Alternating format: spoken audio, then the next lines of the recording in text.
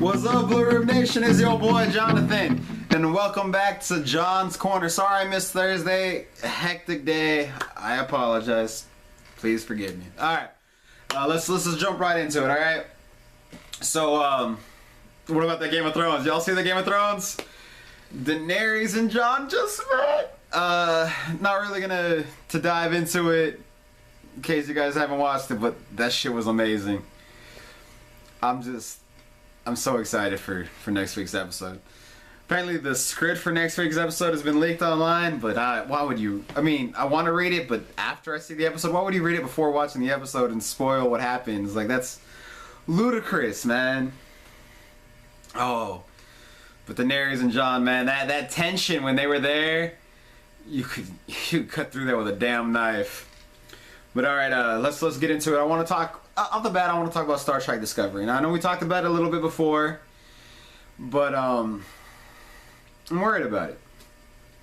Now, it's mainly about the Klingons, and the current showrunners are saying, well, the Klingons have always changed, and let's dive into that. Right here is the Klingons from the OG Star Trek. Here are the ones from the motion picture. And then here are the ones from Next Generation. You can see from there to there, yes, they've changed. From there to there, not so much. But all of this changing was explained in an Enterprise episode. Or a couple, like 3. Little trilogy of episodes. That was intentionally designed to explain this difference. This new show takes place in between Enterprise and the original series. And you're changing it again. Why? For what point? What good does it do except that you want to change it? The reasoning. They came out with an official reasoning as to why they changed. And it was, we felt like it. The Klingons have always changed, so we felt like changing it. And we don't think that you guys should worry about it. You should be more involved in the characters and stop worrying about how things look. Well, no, but you want it to feel connected. Like, you got to take into account, if I'm watching this, right? I'll watch Enterprise first, then I'll watch Discovery, then I'll watch The Cage, and then I'll watch the original series. This show has to be able to fit in between Enterprise and the original series. Whose fault is that? It's their own. They picked that timeline. Now, The Cage, I can't remember off the top of my head, but it's between 5 to 10 years before the original series. And Spock is already serving aboard the ship. This show takes place 10 years before the original series. Spock's, like you see on one of the trailers, as a kid. How does that fit? Spock can't be that young. He should already be in Starfleet. Or close to being in Starfleet. They keep going on and on about how they're so devoted to continuity that they have people whose whole job is to monitor continuity and take care of continuity and continuity. But you're clearly not doing anything with continuity. Basically, I mean, the way it looks to me, and I'm sure a lot of other fans, is you're like, fuck continuity, fuck Star Trek, fuck Trekkies. I want to make money, and you're screwing everybody over just so you can make money. It's irksome that they're being so disrespectful to what came before. Like, completely disregarding what came before, as if it doesn't even exist, and it's like, for what? Why? I don't know, man. It makes me mad. It really does. I know it shouldn't, but it does. I've been a huge fan of Star Trek, like, my whole life. And for them to take the title Star Trek and then just throw away all these things and just change it and shift it. I mean, I'm going to watch it, and I'm hoping that things are explained. Like, maybe this is a lost sect of Klingons, or, you know, kind of like the Romulans and Vulcans are the same, but then it's different because of being apart. Maybe this is how the Klingons are. That would make sense. But it's irksome. And then, oh, well, Gene Roddenberry didn't want to ever use the word God, so you can't use God. And yet, half the episodes of the original series are them facing someone who has godlike powers. Star Trek V, they were looking for God.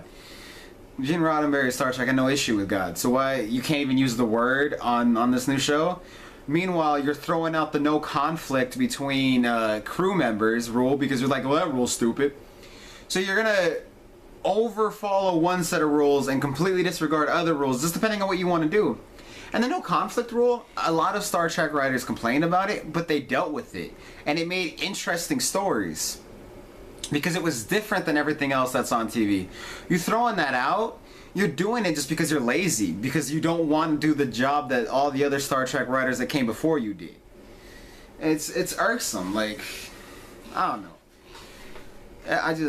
I have issue with the people who are running it, at least now. Hopefully once it comes out, I watch it and I'm like, alright, I see why, I can understand it. I'm really hoping for the best. I'm just, so far, they keep losing me. Like, I'll see the trailer, then I'll get all hyped, and then something else will come out, and it's like, for what? Why?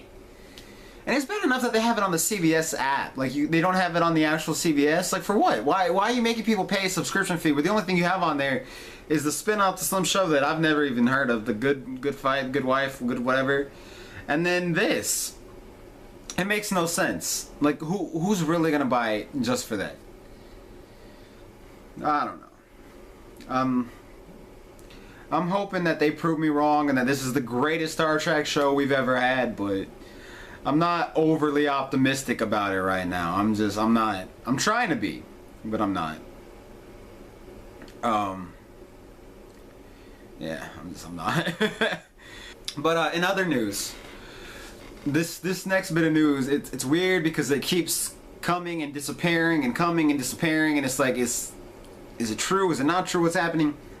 But James Cameron wants to do a trilogy of Terminator movies, which they've been saying on and off that he wants to do it, and then it fell apart, and then he was gonna do it with Arnold, and it fell apart, and then this and this and this. So who knows, like, what's going on with it, if it's actually being made or if they're just talking about it? Who really knows?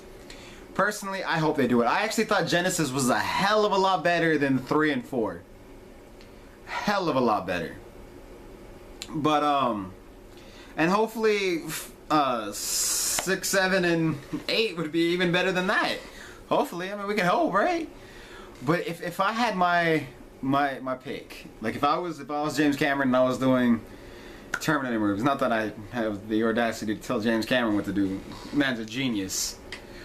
But what I want to see is a Terminator fan, and I know they'll never do this because it's like the forgotten part of Terminator. People remember 3 and 4 before they remember Sarah Connor Chronicles, but I want to see a conclusion to the Sarah Connor Chronicles. Give us that trilogy. Give us the trilogy that gets us from the end of that show to Terminator 3. That's what I want. Just because it's such a loose end and it just annoys the hell out of me. So give us that. Give us that story.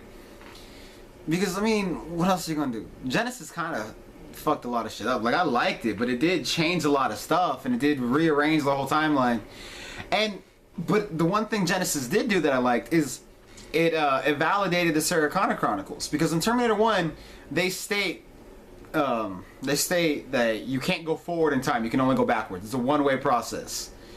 Sarah Connor Chronicles, for really no reason, broke that rule, and they went forward in time multiple times. And then Genesis did the same thing. So it establishes that you can go forward in time, which means that Sarah Connor Chronicles could happen in the movie universe, and that it all kind of fits and coalesces together. Plus Summer Glau. We all miss Summer Glau. Where the hell has she been? What has she been in? She's just gone.